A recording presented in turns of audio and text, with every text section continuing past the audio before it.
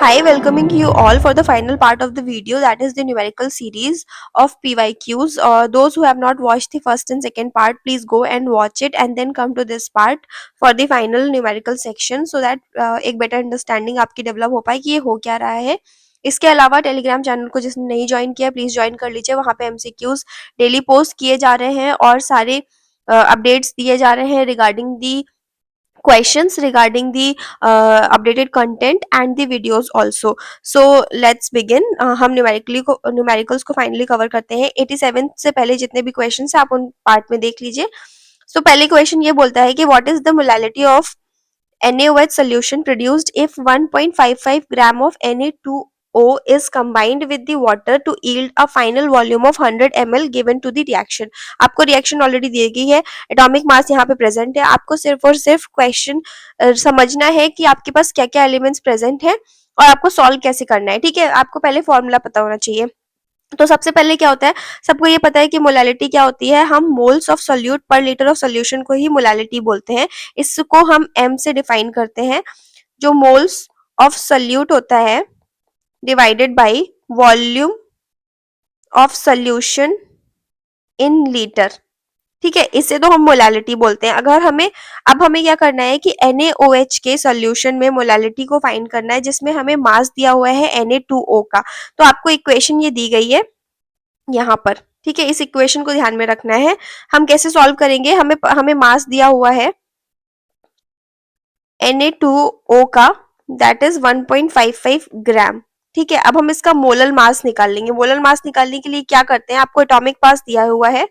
Na2O का molar mass कैसे निकालेंगे, क्योंकि दो यहाँ पे एटम्स प्रेजेंट है सोडियम के, इनटू इसका एटॉमिक मास दैट इज 23 जो आपको ऑलरेडी यहाँ पे दिया हुआ है, प्लस जितने ऑक्सीजन के एटम्स प्रेजेंट है। एक ही ऑक्सीजन का एटम प्रेजेंट है तो ऑक्सीजन का मोलर मास यहाँ पे मेंशन है, प्लस 16। तो टोटल आपका कितना आ गया, 62 ग्राम पर मोल। ये आपका Na2 का मोलर मास निकल आया है। ठीक है, अब हम इक्वेशन को बैलेंस कैसे करेंगे। इक्वेशन को बैलेंस करने के लिए हमको ये पता है कि 1 मोल Na2 का 2 मोल NaOH दे रहा है, देखिए यहाँ पे। ठीक है, तो हम इसको इसी तरह से कन्वर्ट कर लेंगे कि 0.05 मोल ऑफ Na2O हमें क्या देगा, 0.050 mole of NaOH। Equation balance करके देखिए, आपको अपने आप आंसर मिल जाएगा। ठीक है, तो आपको फाइनली इतना तो पता चल गया कि हमें 100 लीटर या 100 ml, देखो आपको पता है कि इसमें 100 ml में आप रिएक्शन को करा रहे हो, तो इसमें आपको कितना चाहिए होगा। तो आप ऐसे निकाल लो कि वॉल्यूम ऑफ सोल्यूशन 100 ml हमें कितना लीटर दे देगा, 0.100 लीटर। ठीक है, तो मोलालिटी हम निकालते कैसे हैं, अभी मैंने आपको ऊपर फॉर्मूला लिख के दिया था, 0.050 ऑफ मोल जो हमने NaOH के यहाँ से निकाल लिए, अपॉन 0.100 लीटर ऑफ वॉल्यूम। तो हमें मिल जाएगा इसका आंसर 0.500 ऑफ टोटल। ये दिस इज द सोल्यूशन। ये आपको कुछ नहीं करना था, आपको सिर्फ और सिर्फ मोलर मास का फॉर्मूला पता होना चाहिए था, जो कि है ये। ठीक है, मैं यहाँ पे इसको कट करके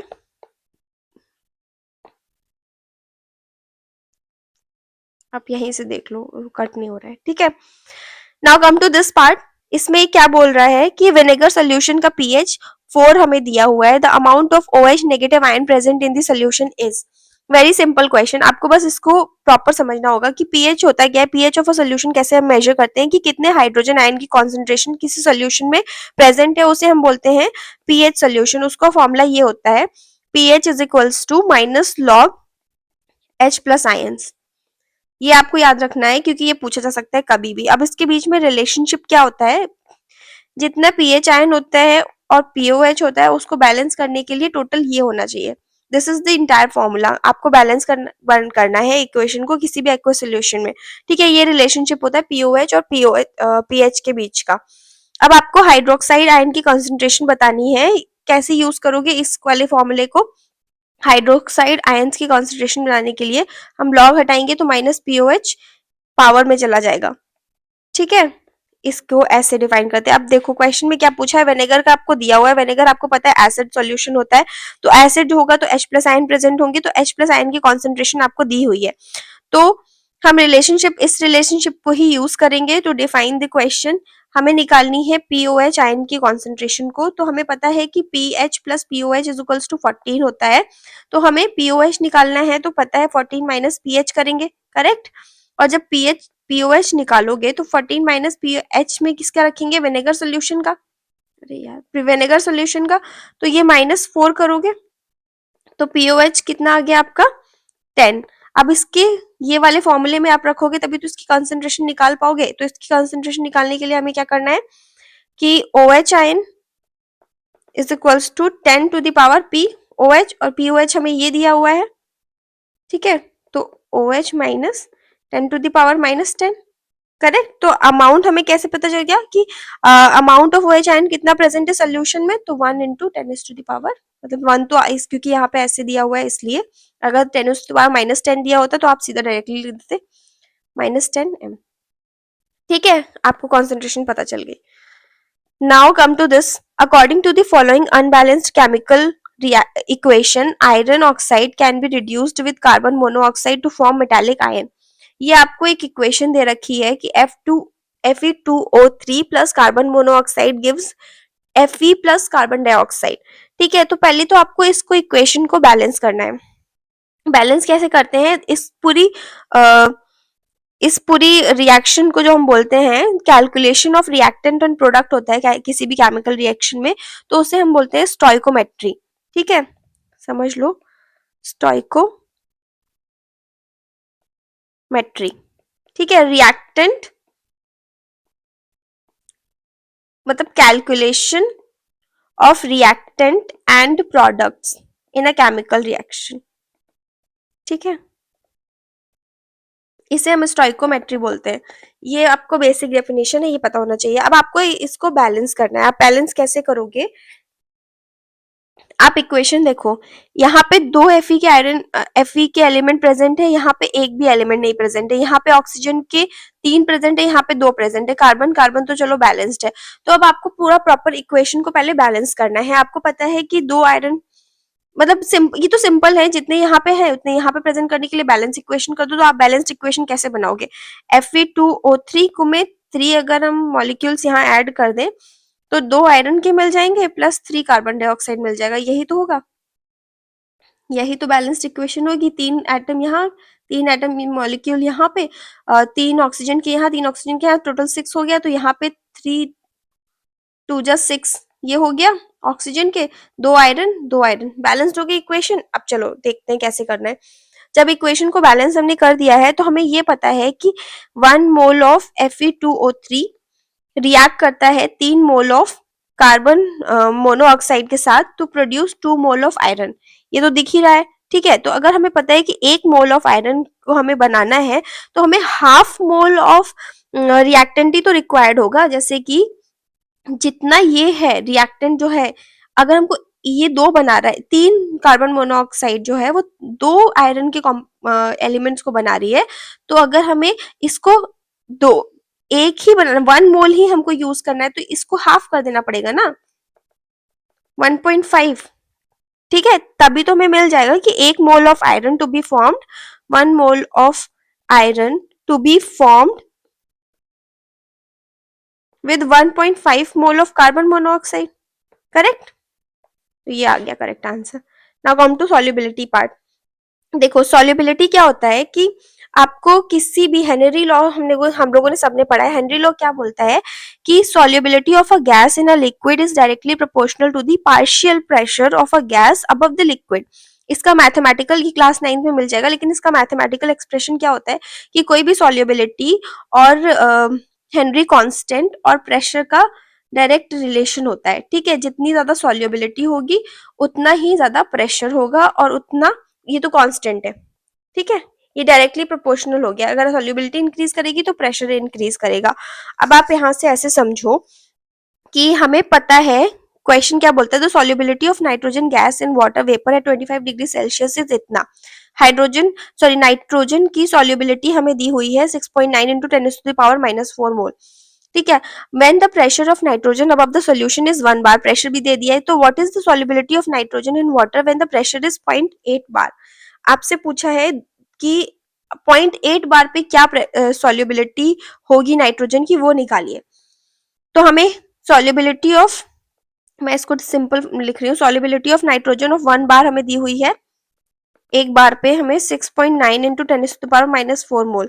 ठीक है, अब हमें हेनरी, इस इक्वेशन के अकॉर्डिंग अगर हम देखें तो हम हेनरी कांस्टेंट को यहाँ से निकाल लेंगे, क्योंकि सॉल्युबिलिटी अपॉन प्रेशर हम कर देंगे करेक्ट यहाँ से। तो सॉल्युबिलिटी हमें कितनी दी हुई है, 6.9 इंटू 10⁻⁻4, और हमें प्रेशर कितना दिया हुआ था, 1 बार। तो यहाँ से हमारी कितनी निकल आई, सेम -4। ठीक है, ये हमारा हेनरी कांस्टेंट निकल आया। अब हमको इसी को, हेनरी कांस्टेंट को नेक्स्ट इक्वेशन में रखना है, जहां पे हमें प्रेशर दिया हुआ है 0.8 बार। तो सॉल्युबिलिटी आप निकाल लोगे, के एच इंटू प्रेशर, तो डायरेक्ट आप यहीं पुट कर दो, 6.9 into 10⁻⁻4 into 0.8 bar is equals to 5.5 into 10⁻⁻4। ये हमारा सॉल्युबिलिटी निकल आया 0.8 बार पे, मतलब इस प्रेशर पे। ठीक है, तो आपका ये करेक्ट आंसर हो जाएगा। आपको बस फॉर्मूला याद होना चाहिए कि solubility is equals to Henry constant into pressure, इनका डायरेक्ट रिलेशन होता है। आपका क्वेश्चन इजीली सॉल्व हो जाएगा, कुछ नहीं करना था इसमें। अब नेक्स्ट आपको क्या बोलता है, नेक्स्ट क्वेश्चन पूछ रहा है आपसे कि the following is the isotopic, isotope क्या होते हैं वो मुझे कमेंट में लिख के बता दीजिए। Composition of an element is x. ठीक है, the weighted average atomic mass of a naturally occurring element x comes closest to what। तो आपको ये निकालना है, ये भी आपको क्लास 9 में मिल जाएगा, एटॉमिक मास वगैरह की डेफिनेशन आपको पता होना चाहिए। लेकिन weighted average atomic mass of an element is the average mass of an isotope weighted by their fractional abundance in nature. इसका फॉर्मूला होता है, इसका फॉर्मूला कैसे होता है, मैथमेटिक्स एक्सप्रेशन में कभी आपने एवरेज को कैलकुलेट किया है, सेम वही चीज यहाँ पे अप्लाई करनी है। आपको पता होना चाहिए एवरेज एटॉमिक मास जो होता है वो फ्रैक्शनल, ये फॉर्मूला लिख लो, fractional abundance of isotope 1 into atomic mass of isotope 1, ठीक है, प्लस फ्रैक्शनल में छोटा लिख देती हूँ, fractional abundance of isotope 2 into atomic mass of isotope 2 plus fractional abundance of atomic mass 3 into atomic mass 3। ऐसे करके ये बढ़ता चला जाएगा जितने आपके पास है। तो अब यहां से आप कैलकुलेट करो। ठीक है, हमें क्या दिया हुआ है, 200x is equals to 200x of isotopic composition is equal to 90%। तो 90 को सबसे पहले डिवाइड कर लो, तो आपको पता चल गया 0.90, और इसका एटॉमिक मास 200 यूनिट। सबको हमने दोनों को बैलेंस कर लिया, ये इसका एटॉमिक मास आ गया, ये आपका फ्रैक्शनल अबंडेंस आ गया, क्योंकि इसमें पूछा है ना फ्रैक्शनल अबंडेंस ऑफ आइसोटोप 1, तो हमें फ्रैक्शन तो निकालना ही पड़ेगा, तभी तो हम इसे कैलकुलेट कर पाएंगे। सेम इसके साथ कर लो, 8 divided by 100 is equals to 0.08 हो गया, और इसका एटॉमिक मास हमें 199 यू दिया ही हुआ है। सेम इसके साथ भी 2 divided by 100 is equals to 0.02, और इसका एटॉमिक मास हमें 202 दिया हुआ है। अब इन सबको ऐड कर दो, क्योंकि ये फॉर्मूला यही तो बोल रहा है एवरेज निकालना है। तो 0.90 into 200 plus 0.08 into 199 plus 0.02 into 202, 180 plus 15.92 plus 4.04। मैंने पहले से ही कैलकुलेट करके रखा हुआ है, तो मैं आपको इसीलिए बता दे रही हूँ 199.96 यू, ये नियरली 200 यू है। ठीक है, देखो ये वाला हमने क्यों नहीं लिया, क्योंकि इससे तो ऊपर ही आ रहा है ना, 96 आ रहा है, इसको भी राउंड ऑफ करोगे तो 200 ही आएगा ना, इसीलिए हमने ये नहीं लिया। तो ये ऐसे सॉल्व हो गया, सिंपल फॉर्मूला है, आपको ये वाला फॉर्मूला याद होना चाहिए था।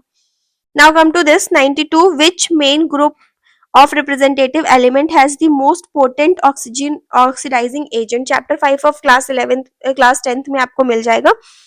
आपको ये पता होना चाहिए कि कौन से ग्रुप के एलिमेंट्स को क्या बोलते हैं। ठीक है, ऑक्सीडाइजिंग एजेंट कौन से सब्सटेंसेस होते हैं जो इलेक्ट्रॉन्स को किसी भी केमिकल रिएक्शन में गेन कराते हैं किसी सब्सटेंस में, और वो ऑक्सीडेशन कराते हैं दूसरे सब्सटेंसेस का। ठीक है, ऑक्सीडाइजिंग एजेंट क्या होते हैं, इलेक्ट्रॉन गेन करते हैं।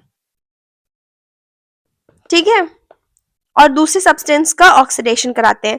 जनरली क्या होता है, मोस्ट पोटेंट ऑक्सीडाइजिंग एजेंट जो होते हैं वो हमें उस ग्रुप एलिमेंट में मिलते हैं जिसकी इलेक्ट्रोनिगेटिविटी टेंडेंसी हाई होती है।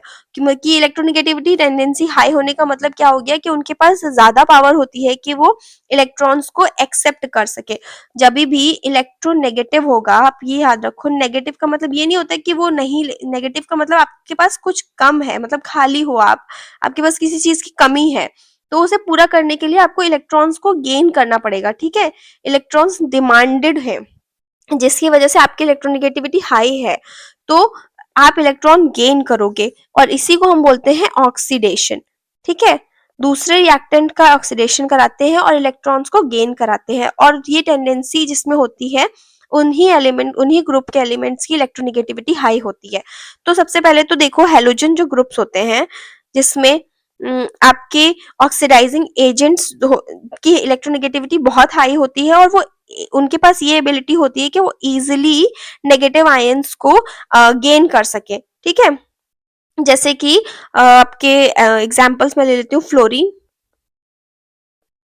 ठीक है, फ्लोरीन हो गया, क्लोरीन हो गया, आयोडीन हो गया, और कौन से होते हैं जिनकी नेगेटिविटी, मतलब इसमें से सबसे ज्यादा हाईली वेरी हाई नेगेटिव जिनकी होती है, very very high negative.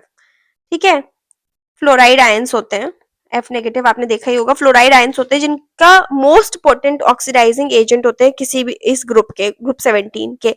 Group 1 हमने क्यों नहीं लिया, ये वाला करेक्ट आंसर है कि ग्रुप 1 क्यों नहीं लिया, क्योंकि ये एल्कली मेटल्स है। इसमें क्या होता है, ये लूज करते हैं, एल्कली मेटल्स हमेशा क्या करते हैं, लूज करते हैं इलेक्ट्रॉन को, और ये हाईली रिएक्टिव होते हैं, हाईली रिएक्टिव होते हैं, ये सब लिख लीजिए आप। ये स्ट्रॉन्ग रिड्यूसिंग एजेंट्स बनाते हैं, वो ऑक्सीडाइज कर, मतलब ऑक्सीडाइज नहीं कर पाता है, स्ट्रॉन्ग रिड्यूसिंग एजेंट होता है। ठीक है, अभी ग्रुप 16 क्या होते हैं, ग्रुप 16 को हम बोलते हैं कैल्कोजेंस। ये और ये वाले बोरॉन ग्रुप होते हैं, ऐसे याद रखो।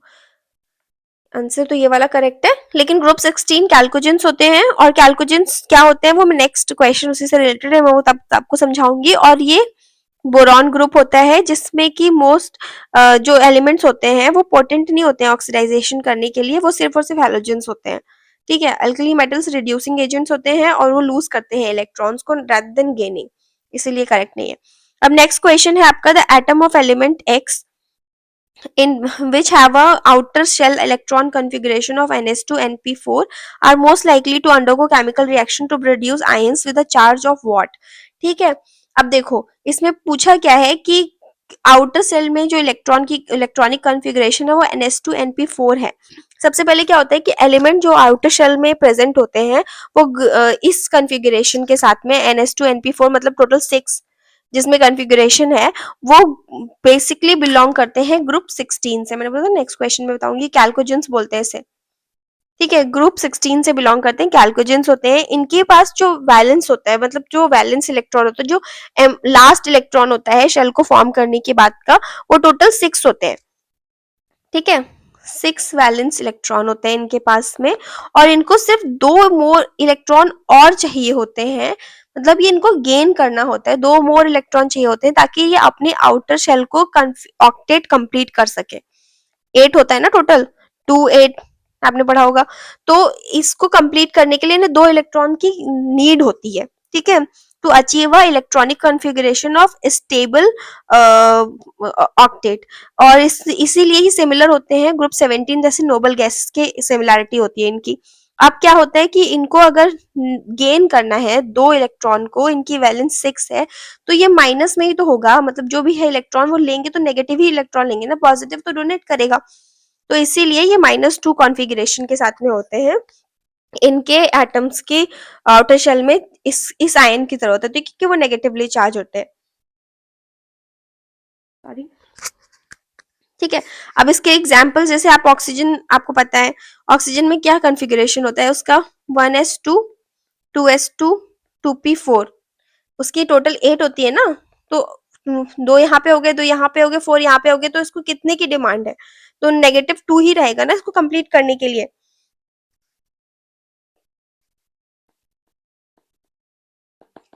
Same with the sulphur, 3s2 होता है इसका, 3p4 होता है, तो इसको s2 नेगेटिव आयन चाहिए होता है, इसीलिए इसको बोलते हैं नेगेटिव कॉन्फ़िगरेशन इसका होता है। ठीक है, -2। Now come to this one. The purest form of commercial iron is dash and is prepared from dash by oxidizing the impurities in a reverberatory furnace lined with dash. In the above statement A, B, C are respectively. देखो, किसी भी process में iron को pure form में obtain करने के लिए हमें रिमूव करना होता है इम्प्योरिटीज को फ्रॉम द कास्ट आयरन, और जो कैसे ऑब्टेन होता है, हम ब्लास्ट फर्नेस में इसे रिएक्ट कराते हैं। तो प्योरेस्ट कमर्शियल आयरन जो मिलता है हमें, प्योरेस्ट फॉर्म ऑफ आयरन, उसे तो हम रॉट आयरन बोलते हैं। ठीक है, this is the purest form जो हमें रिफाइनिंग पिग मतलब पिग आयरन को रिफाइन करने से प्रोड्यूस होता है। रिवर्बरेटरी फर्नेस में हम क्या करते हैं, इस प्रोसेस में ऑक्सीडाइजेशन कराते हैं, जिससे हम इम्प्योरिटीज को रिमूव करते हैं। जो इम्प्योरिटीज होती है हमारी कार्बन, सल्फर और आपकी सिलिकॉन। ठीक है, इन इम्प्योरिटीज को हम रिमूव करते हैं from pig iron to produce the wrought iron. ठीक है, अभी क्या करते हैं, लाइम स्टोन जो होता है, जो लाइम स्टोन आपका होता है, वो हमारा रिमूव करता है ऐसी इम्प्योरिटीज को जो है सिलिका, सल्फर, ठीक है, जो एक स्लैग फॉर्म करती हैं और वो बाद में स्लैग फॉर्म करके इजीली रिमूव हो जाती हैं। तो हम पहले तो रॉट आयरन को कंसीडर करेंगे, क्योंकि इसने बोला है कि प्योरेस्ट फॉर्म में चाहिए, तो रॉट आयरन हो गया ए में आपका। ठीक है, फिर सेकंड क्या होगा, पिग आयरन, जो हम ब्लास्ट फर्नेस में इम्प्योरिटीज जो होती हैं, जैसे आपकी कार्बन, सल्फर एंड सिलिकॉन, उन सबको रिमूव करने के लिए हमें पिग आयरन ऑक्सीडाइजिंग मतलब जो ऑक्सीडाइज करता है, दैट इज पिग आयरन, यहाँ पे होगा। और देन आपकी होती है लाइमस्टोन, जो कि हेल्प करता है प्योरिफिकेशन प्रोसेस में, क्योंकि वो स्लैग फॉर्म कर लेता है और वैसे ही इम्प्योरिटीज को रिमूव कर पाता है, तो यहाँ पे लाइमस्टोन आएगा। ठीक है, furnace. Now come to the SN P block वाले में। देखो, अभी आप समझो कि the anomalous behaviour of the first member of SN P block element is because of, क्यों होता है एमालगमस बिहेवियर इसका। देखो, पहले एलिमेंट्स होते कौन से हैं, लिथियम, बेरिलियम, बोरॉन, ये सब होते हैं ना आपके पहले ग्रुप के मेंबर, और इसमें एमलगमस बिहेवियर ये इसलिए शो करते हैं दूसरे ग्रुप के कंपैरिजन में, क्योंकि उनके पास unique physical and chemical properties होती हैं। अब उसमें यूनिक फिजिकल केमिकल प्रॉपर्टीज कैसे आती है या एनोमलीज कैसे क्रिएट होती है, क्योंकि उनका स्मॉल साइज होता है, large charge to radius ratio होता है, एंड हाई इलेक्ट्रोनेगेटिविटी होती है। इलेक्ट्रोनेगेटिविटी मैंने अभी बताया कि tendency to gain more electron होता है, और इनके वैलेंसी कंप्लीट नहीं होती है, जिसकी वजह से ये डोनेट नहीं कर पाते, इनको चाहिए होता है इलेक्ट्रॉन। ठीक है, और ये SN P ब्लॉक में कौन सी कैरेक्टरिस्टिक शो करते हैं कि इनके पास तो एक टेंडेंसी होती है कि इनके पास ये स्ट्रॉन्ग कोवेलेंट बॉन्डिंग होती है।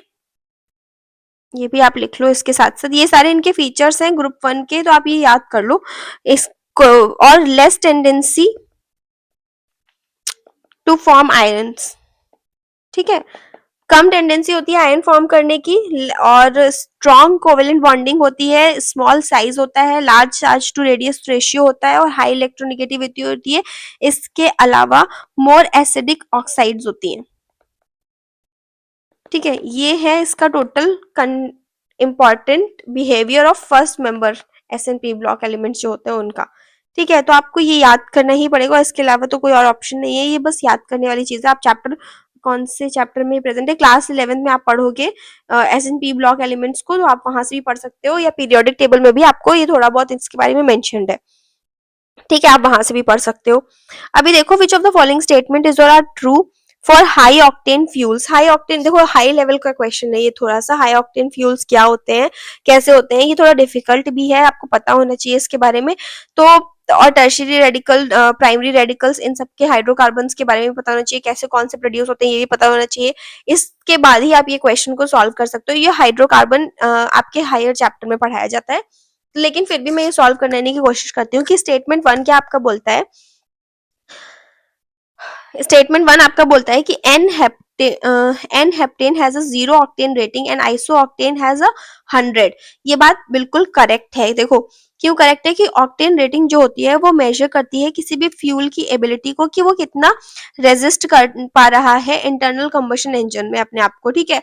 हायर ऑक्टेन फ्यूल क्या होता है, रेजिस्टिंग कंडीशन उनकी बेटर होती है। जितने हायर ऑक्टेन के नंबर होते हैं, जो आइसो ऑक्टेन हो गया उसमें क्या होता है C8H18 होता है, तो इसके जो स्टैंडर्ड ऑक्टेन है वो 100 नंबर का होता है, ठीक है। एन हेप्टेन में क्या होता है C7H16 होता है, जिसकी ऑक्टेन रेटिंग 0 होती है, ठीक है। तो ये ऑप्शन करेक्ट है, ए वाला, ठीक। और इसके अलावा जो नॉकिंग होती है वो प्रीमेच्योर इग्निशन पे ही फ्यूल एयर मिक्सचर के फॉर्मेशन के टाइम पे रेडिकल से रिएक्ट करके ऑक्सीजन एंड ऑक्सीडाइजेशन करती है। नॉकिंग का मतलब प्रोसेस ही ये होता है। फिर स्ट्रक्चर ऑफ कार्बन एटम क्या होता है, कुछ ब्रांच्ड होते हैं और कुछ स्ट्रेट चेन होते हैं। तो वो इन्फ्लुएंस करते हैं कि कैसे रेडिकल फॉर्म होगा ड्यूरिंग कंबशन, और ये अफेक्ट करता है कि नॉकिंग टेंडेंसी किसी भी फ्यूल की कैसी है और कैसी नहीं है, जिसकी वजह से ये पहला ऑप्शन तो करेक्ट हो गया कि हाँ ये तो बिल्कुल सही है कि हेप्टेन की 0 ऑक्टेन रेटिंग होती है और आइसो ऑक्टेन की 100 होती है। ये आपको पता होना चाहिए। अभी सेकंड बोलते हैं कि during combustion the branch chain hydrocarbon produces tertiary radicals and the straight chain hydrocarbon produces primary radicals.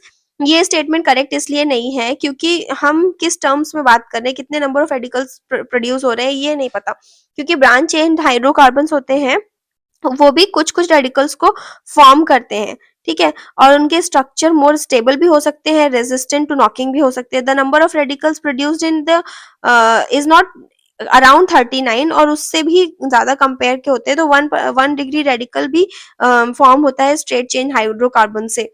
तो ये कंडीशन कंप्लीटली सेटिस्फाई नहीं करती है, तो इसलिए ये करेक्ट नहीं है, ठीक है। अभी थर्ड टर्शियरी रेडिकल क्या होते हैं, ये रिएक्ट करते हैं immediately with the oxygen and undergoes further oxidation. हाँ ये बिल्कुल सही है क्योंकि ये मोर स्टेबल होते हैं या फिर more ready to react with oxygen होते हैं, लीडिंग फर्दर ऑक्सीडेशन, और वो हेल्प करता है रिड्यूस नॉकिंग में, ठीक है। तो ये ऑप्शन करेक्ट है। डी क्या होता है, branch chain hydrocarbon produces more knocking as compare to the straight chain hydrocarbons. ये स्टेटमेंट इनकरेक्ट इसलिए है मेरे हिसाब से, ये स्टेटमेंट करेक्ट होना चाहिए वैसे तो, कि इनके पास ज़्यादा टेंडेंसी होती है नॉक करने की और स्ट्रेट चेन हाइड्रोकार्बन के कंपैरिजन में, क्योंकि इनके स्ट्रक्चर जो होते हैं वो मोर डिफिकल्ट होते हैं और फ्यूल और एयर मिक्सिंग होते हैं ऑटो इग्निशन में। तो मेरे हिसाब से तो ये करेक्ट होना चाहिए, ये है ऑप्शन, ठीक है। Now come to this part, consider the following sequence. अब आप देखो कि पहले स्टेप में यहाँ हो क्या रहा है, आपको इक्वेशन को प्रॉपरली ऑब्जर्व करना है कि फर्स्ट स्टेप में क्या हो रहा है। ये जो एरोमेटिक अल्कोहल है, ये एरोमेटिक अल्कोहल है, वो ऑक्सीडेशन करा रहा है। ऑक्सीडेशन मतलब हाइड्रोजन आयंस को लूज कर रहा है, हाइड्रोजन आयन को ऐड कर रहा है to convert the OH group to carbonyl group, ठीक है। वाटर फॉर्म कर लेगा और कार्बोइल ग्रुप में अपने आप को कन्वर्ट कर लेगा और ये बनाएगा बेंजल्डिहाइड। मतलब पहले यहाँ पर जो बनेगा वो बनेगा आपका बेंजल्डिहाइड, क्योंकि H प्लस आयन है और ये फॉर्म कर लेगा H2O, तो बेंजल्डिहाइड बन जाएगा, OH ग्रुप में कन्वर्ट हो जाएगा, OH नेगेटिव निकल जाएगा यहाँ से, ठीक है। अभी क्या होता है सेकेंड फेज में, ये जो होता है हमारा ये ग्रेनार्ड रिएजेंट होता है, यहाँ पे लिख देती हूँ मैं आपको, ग्रेनार्ड रिएजेंट। ये मैंने एक टेबल भी टेलीग्राम ग्रुप में दे दी है, उसमें मेंशन भी किया हुआ है। Is added to the aldehyde group, जैसे बेंजल्डिहाइड में हमने इसको ऐड किया ग्रेनार्ड रिएजेंट को, तो वो अटैक करता है कार्बोनाइल ग्रुप पे, इसके हम बोलते हैं कार्बोनाइल ग्रुप। कार्बोनाइल ग्रुप पे अटैक करेगा तो वो फॉर्म करता है tetrahedral intermediate which on hydrolysis give secondary alcohol, benzyl alcohol देता है।